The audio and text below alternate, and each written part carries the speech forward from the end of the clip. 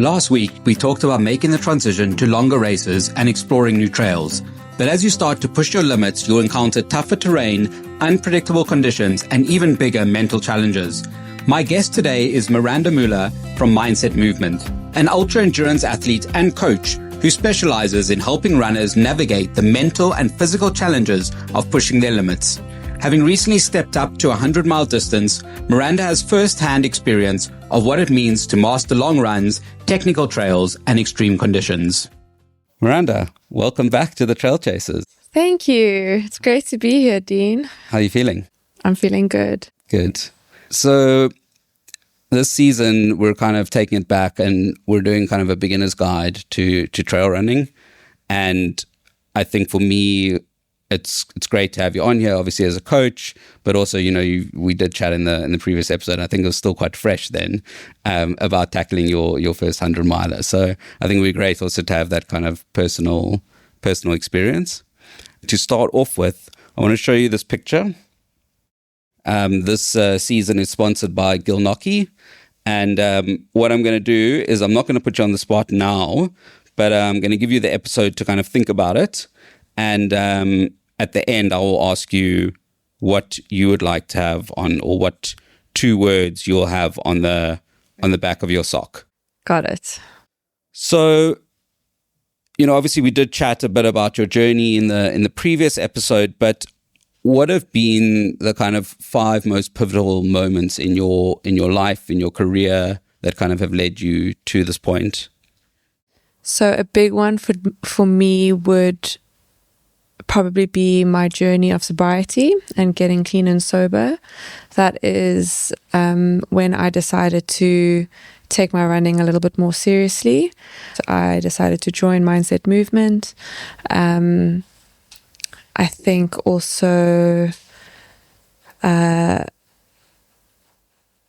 adopting my 2 dogs. They're also a big reason why I get out into the mountains, because they need to run as well. And for the first time in my life, after getting clean and sober, I actually had goals. I had long-term prospects that I could focus on and work towards. And that is something that has really, really changed my life. Yeah. Immensely. Sure. And, you're obviously a coach and you're a runner. If you had a business card, or maybe you even do have a business card, what does it say under your name? Tough cookie. No, I'm joking. There we go. I think that'd be a good one. It would probably just say I'm a jeweler as well, so a creative, and endurance athlete, runner. Yeah. Amazing.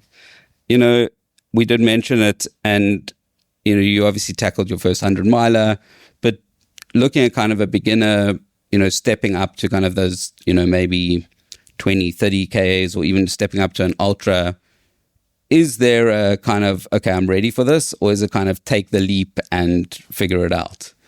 I would go for the latter. Yeah, take the leap and figure it out. I don't think, well, for me, speaking from my own point of view, I kind of don't think too much about the distance or the goal. I just make the decision to commit and then do what needs to be done in order to reach that goal. Yeah. And I don't think you're ever ready, really. Yeah. You've just got to commit to it and figure it out along the way and find out if you are.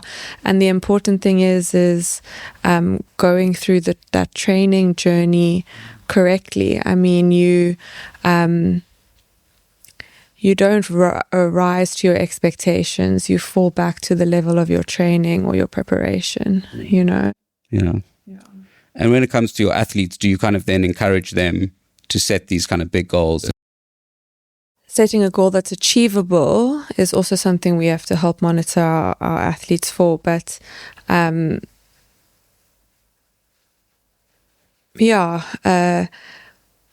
it doesn't scare you, is it big enough? Yeah. But also pick something or a distance that really is going to challenge you, that's going to force you to put yourself out of that comfort zone and to create other habits that, you know, you can use in other areas of your life. Mm.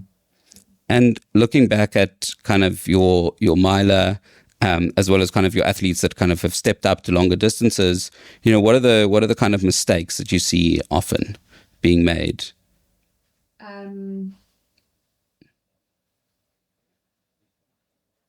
Some of the mistakes would probably that I see often in beginner runners or you know, jumping from smaller distances to bigger distances quickly is injury, and that injury coming from, you know, doing too much too soon, where your body is not necessarily conditioned to handle that volume. So at Mindset Movement and how we approach our training is very injury preventative. We can only progress you 10% each week. And so, you know, if you're not doing your training and you're not getting in those long runs on the weekend, it's very difficult for us to progress you the next week, you know. And the most important thing is trying to get our athletes to develop a positive experience with running. And so there's a responsibility from the athlete side and from our side as a coach to make sure that your training is done so you can reap all the benefits, you know, that we have to offer. Yeah. And when you kind of looked back and did the review of the miler, you know, what were there any things that you would have done differently? Yes, definitely. I learned so much in that experience. I went through all the highs and the lows. I was angry. I was happy. I was sad. I was pissed off. I didn't believe that I was fit enough that I could do it, but I did. One of the biggest things I learned was that looking after your feet is the most important thing. I would have run with dry socks on me and not have just left dry socks in my drop bags.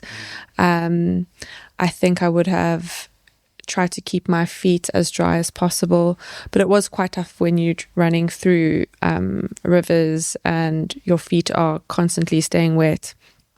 And I also learned that ultras and my miler forced me to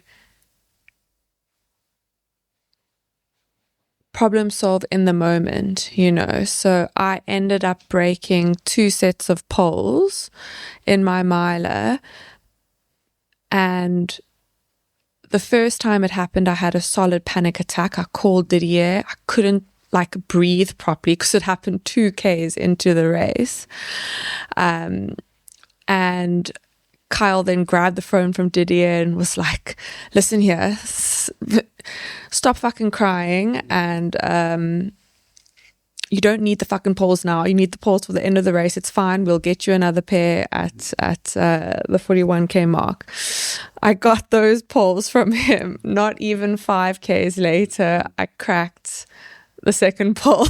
And then I ended up just laughing. I laughed because that's how it is. If you don't adapt in that moment and learn, then that can either break you, or in that moment you can decide to be like, okay, fuck it. Now you're just running the race without the poles, or just using the one that you have. Ended up using the one and it was fine. Yeah. And I guess that leads nicely into the next question. You know, so often with coaching, you know, coaches kind of physically prepare people to take on these kind of longer races, but how important is mentally preparing people, and how do you kind of do that? So there's a few different ways and strategies. In Mindset Movement, we mentally try and prepare our clients for tough experiences in races by training early in the mornings, setting your alarm 4:30, getting up, being there at training at 5:30 when we start. Training through winter, through the rain, through the high winds, the crazy winds that we experience in Cape Town. No matter what weather condition, we're out there training. And that is so that it can prepare you for race day. Because on race day, you don't know whether it's going to be windy, rainy, sunny. I mean, you can watch the forecast, but Cape Town, you can experience 4 seasons in one day. So if you are used to running in the rain, running in the wind, and stuff like that, then come race day and it's windy and rainy, you're like, cool, I've done this before. I know what it's like to run in the dark. We train through winter, which means you're starting early in the dark, you're ending in the dark, basically in the night. So that's one way how we prepare our clients to be mentally resilient. And then also just, not quitting and remaining consistent. I think consistency is the biggest thing, and we teach our clients to also fall back on the next best thing. For example, if you can't run for an hour as prescribed because you're either fatigued, you didn't get a good night's sleep that night, then fall back and run for 30 minutes, run for 15 minutes. If you can't run, then just walk. Always try and show up for yourself and do the next best thing. Done is better than perfect. If you can't execute the session perfectly, just show up and do what you can in that moment and in that time. And, when you kind of going through those tough moments in a race and you hit that kind of that wall mentally, physically, what are the kind of strategies that you kind of employ to get you out of that spot? I segment the distance. So definitely, get yourself to that next tree. Just think about the next 5Ks, the next 2Ks. And then I also like to remind myself that you chose to put yourself through this. Yeah. What did you think was going to happen? You knew that your feet were going to get sore. You knew you were going to get to this uncomfortable stage. And it's in those moments that I really discover what I have in me, So reaching that pain cave, that's almost where the work really begins, and you're entering uncharted territory within your own psyche, like in that moment when no one's around and no one can see you hurt and you're suffering. What do you do in that moment? Do you quit or do you continue? And I think that's where character lies. And going, to kind of the physical kind of training, often, and what we've kind of been trying to stress through this is, often you'll take on your kind of first trail race and you'll do like one of the farm runs or jeep tracks or things like that. And kind of stepping up to that sort of longer distance often involves, technical, rocky, steep terrain. How do you kind of train your clients to handle that for kind of the first time? The only way to train for technical terrain is by training on technical terrain. Yeah. So you try and become as race specific when it comes to your training. So if you are in Cape Town's a wonderful example. Like if you're training for UTCT at the end of the year, there are so many routes. You can recce the route countless times before the race throughout the year. So the best way to learn how to run downhill is by running downhill, I personally think. And it's a matter of just getting yourself out there on the technical terrain and building your confidence that way. How important is that kind of setting a race goal and working towards that? Or do you kind of just general training, or would you encourage your clients to set a race goal?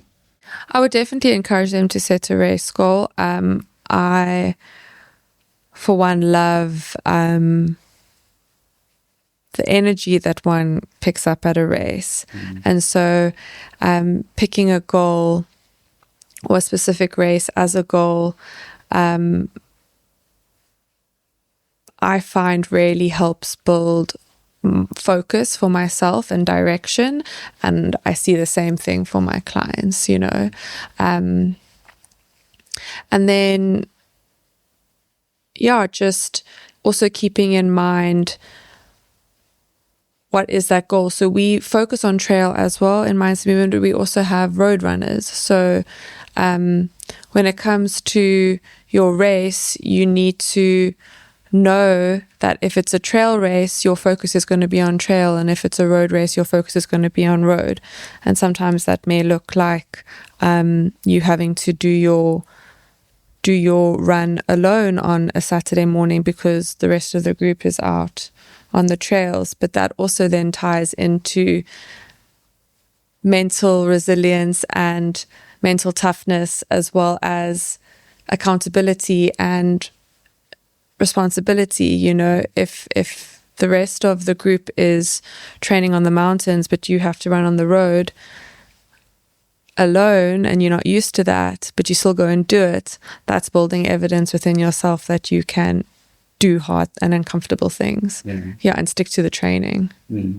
And when it comes to kind of that, you know, rocky, uneven, kind of steep terrain, what are kind of the big dangers? And I guess going further than that, trail running beats up everything. Your legs, your lungs, and especially your feet. The last thing you need is socks that give up before you do. That's why I'm thrilled to announce that this season of Trail Chasers is sponsored by Gilnockie Socks. These aren't just your run-of-the-mill socks. Gilnockie socks are made for people who demand more. More performance, more durability, and more comfort. They're designed to prevent blisters with premium moisture-wicking materials that keep your feet dry no matter how long or muddy the trail gets. Plus, they're treated with HydroCool and Silver Plus, so they stay fresh, breathable, and ready for your next adventure. Since I started using Gilnockie socks, I haven't had to stop mid-run to adjust or worry about discomfort. They just keep working mile after mile, run after run. So why settle for socks that don't keep up? Visit gilnockie.com and use the code TRAILCHASERS at checkout for 20% off your first order. Trust me, once you try them, you won't go back. Your feet will thank you. What are the kind of important safety elements that you kind of teach when people are stepping up to these kind of distances? So yeah, I've had a few very unfortunate falls running downhill on technical terrain where I've crushed my kneecap, and it took me out of running for 9 months, and that kind of knocked my confidence. And the only way that I've been able to rebuild that confidence on rocky terrain is getting out there and running downhill again. And I'm not as confident as I was. I still feel like I'm holding back. And it gets easier the more and more I go out there and I run on this rocky terrain. There are things outside of training that you can do, like strengthening your ankles, ankle mobility, and stability exercises, and stuff like that. But at the end of the day, the best experience comes from actually being out there in the environment itself. Yeah. And then also, you know, just concentrating. Yeah. As much as I'd love to look up at the views all the time, you can't. You really need to concentrate on your footing and, knowing which rock is secure and which isn't. And I found, like, Missing Link, I've run so many times that I know like every rock in that road, in that trail. And it's great because, you know, I've become better at running that route just because I've done it over and over again. Like the monotony and doing the same trail over and over again helps with that confidence. And just knowing where to put your feet. Yeah, I suppose that it says a lot for kind of training on the route of the race, if you can.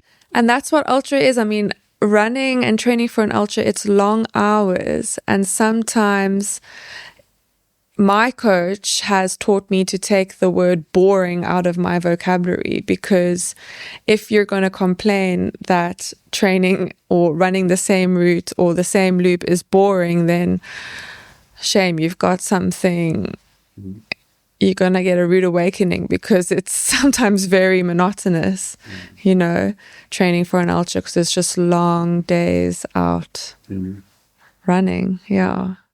And, we chatted a bit about that, like running through the winter and the dark and things like that. So what are the kind of mental strategies that you employ to kind of push through, when it's absolutely storming? Well, what's great is that if you're running with us, and Mindset Movement is everyone's going to do it, so it's great doing it together in a group. It helps keep you accountable. And if you know that you're not the only one running through the night or through the cold, through the wind, and there's other people doing it with you, it makes it that little bit easier. So definitely running with your group or your crew can help keep you accountable. But also just thinking about the longer term benefit from it. So if you don't train because it's raining, and then come race day it starts raining, or you're not going to run the race just because it's raining, so you've really just got to choose to put yourself in those uncomfortable positions so that you can not care about it when it does happen. Yeah. And going back to yourself before the miler, if you went back and you could tell yourself something, what would it be?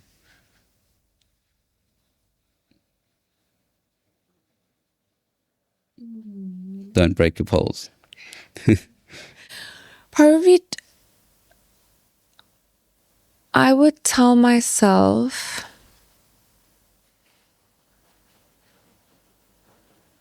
gosh,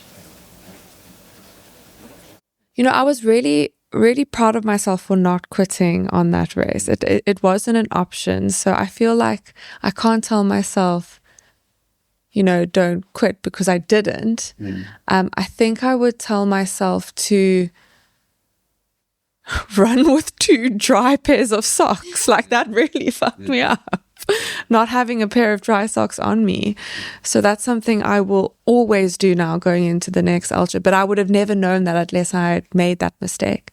So failing was so important, because I've learned so much from that. Yeah. What's the best piece of advice that you've ever gotten about kind of stepping up to these distances? So Kyle talks about it a lot, and it's that decision that you make when no one's watching. It's when you're alone, because on these milers, you are alone for quite a long time. You're not necessarily with someone all the time. And it's what you do in that moment when no one's watching that really changes you as a person, so it's remembering that you have a choice in the moment. Although you don't. I suppose you don't, because you have to carry on going. No one's out there. No one's going to come and save you. It's remembering your why as well. Yeah. What's the most rewarding thing about running long distances? I love that feeling of like jelly legs when you have just put your body through so much that you get that, like, it's runner's high, Except when you get it in the middle of a race. Yeah, no, it's great. But I crave that, like, burn and that ache after a good long run. It really makes me feel like my body has worked for something good. Yeah. It's an interesting way to put the runners high. Strange, like I love the pain. I'm a sucker for it. I really love to suffer. Yeah, I don't know where it comes from. Maybe it comes from my history of drug addiction and stuff like that. But I like to push my body to its limits. I like pain. Yeah. And conversely, do you feel, if you don't feel that at the end of the race, do you feel like quite defeated? No, because I feel it after every race. Yeah. Okay, that's a good way to kind of run the races then. No, of course. Yeah, I run hard. Yeah. And looking ahead, what's kind of on the bucket list, short term, medium term, long term? So I also haven't spoken publicly about many of my goals. So I kind of like to keep them to myself and not talk about them until they've actually been done. Yeah. Because is that a fear thing? No, it's another psychological tool that I've been taught to use. Okay. Because if you talk about your goals before you've achieved them and people kind of hear about them and know about them, then and they comment on it like, oh wow, that's so cool, that's going to be awesome, you're already getting these hits of dopamine that make you believe like, oh, you've already achieved it, and so not talking about it and until the goal is actually done, I find it's just a better technique. But I'm happy to share my short-term goal with you, which for now is UTD 100 kilometer. Yeah, so I am in the thick of training for that at the moment. And then I don't think I'm going to be racing for the rest of the year. I want to kind of step back from racing for the rest of the year so that I can be at the races for my athletes who are doing a lot of their first ultra races. I want to be there as coach capacity and support and crew. So I'm going to take a step back from my own racing this year to be there for them. And in that way, I can also gain more experience as a coach and learn more, because I've got coaching goals that I also want to achieve. Yeah. And then there will be a bigger goal in 2026 that I am working on. And that's also something that's going to be big. Yeah. Yeah. How do you kind of balance that between, those coaching goals and the kind of the running goals? Like even now taking a year off or taking, it's probably 6 months off. Yeah. How does that feel? How does that... So I won't necessarily be taking off. I will still be training and preparing for the 2026 goal, but racing in the races just takes away that, because it can be quite mentally draining and stuff like that. So that just frees up my mental capacity to kind of be a support for my athletes more. But I've found it has been quite a challenge. I need to also set boundaries up between my clients when it comes to communication and stuff like that. And as someone that also feels a lot, I need to be very careful of taking on other people's problems as my own. And so I'm learning how to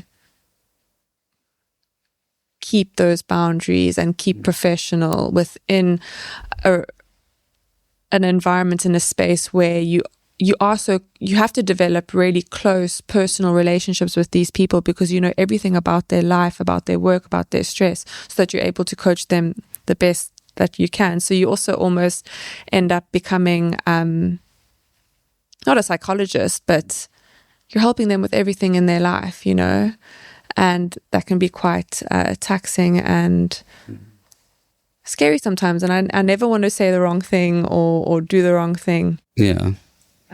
So I also can only really speak from experience and share my experience with them and how I tackle certain things. Yeah. And you find it's quite difficult to kind of, create that barrier between like kind of letting them figure it out themselves versus like, knowing when to kind of step in. Yeah, of course. So that's where it is tough, you know, and every individual athlete that you train is different. Some you have to hold back, some you have to really try and like encourage them to get to sessions and stuff. And yeah, with everyone you have to employ a different approach, and it's great though. Like I've learned so much about myself, and just to be a little bit more compassionate. Yeah. What's the most rewarding thing about coaching? So I get the funniest messages sometimes from people, and I think the best thing is like when they've finished that race and they've crossed that line, and they are so stoked and they've got this like bewildered amazement in their eyes and their face that they actually did this, you know, and it's witnessing them, seeing them like achieving their goal and the excitement that they feel from that is the most fulfilling thing. And then obviously they message you and they're like, thank you so much couldn't have done it without you. I mean, those are great, but it's seeing the achievement and the excitement of it, on their faces that is really rewarding. And some messages I get, like I have to just share one, which was so funny. My one athlete, she's quite new, and I've been training her, and one of her goals is to just enjoy running. Like she sends you a message, she's like, Miranda, you won't believe what happened to me today. I was running and I couldn't stop. I couldn't stop. It was just so much fun. And then she signed the message off with her name, Gump. You know, it's like, yes. And I just thought that was so funny. Yeah. Now you're going to have the opposite problem of trying to get it to stop. Yeah. But it's messages like that are just so like fulfilling and heartwarming. I love it. Yeah. Amazing. Maybe speaking on that like finding that joy in running. So what is that kind of advice? I suppose now I can talk about, the athlete that wanted to enjoy running. What is that advice that you give to someone? I would say that forget everyone else and just do it for yourself. Because the thief of joy is comparison. And I've been in that situation where I've compared myself to all the other runners out there, and it's discouraging. So the advice I would give is forget everyone else. You're running against yourself. And you and only you. I love that. Yeah. I think that's the most important. And coming back to the socks question at the beginning of the episode, what are the 2 words that you would have on the back of your sock? I would have 2 words. So either one more, as in like one more step, but we don't have 3 legs. Or don't stop. Yeah.